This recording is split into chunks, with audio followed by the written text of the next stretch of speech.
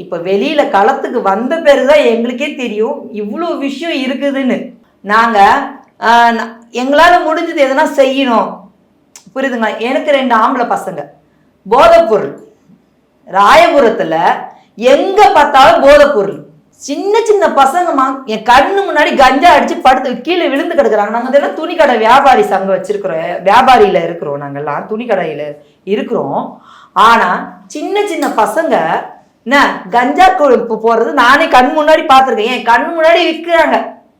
அப்படின்னா பயம் கிடையாது. எப்படி பயம் இல்லாம போச்சு யோசிச்சு பாருங்களேன். பயமே கிடையாது, கொஞ்சம் கூட பயம் கிடையாது. சின்ன சின்ன பசங்க கிட்ட போய் போதை பொருள் எப்படிமா கிடைக்கும்? அதனால நிறைய இஷ்யூ நடந்திருக்குது. ராயபுரத்துல நீங்க எடுத்து பார்த்தாலே போதை பொருள்னால ஒருத்த கடைக்கடையா ஏறி வெட்டின சம்பவம்லாம் இருக்குது. என்ன பசங்க ரொம்ப ஸ்கூல் படிக்கிற பசங்கள்ல இருந்து காலேஜ் படிக்கிற பசங்க வரைக்கும் போதை பொருள் சம்பந்தப்பட்டு நிறைய பேர் பாதிக்கப்படுறாங்க.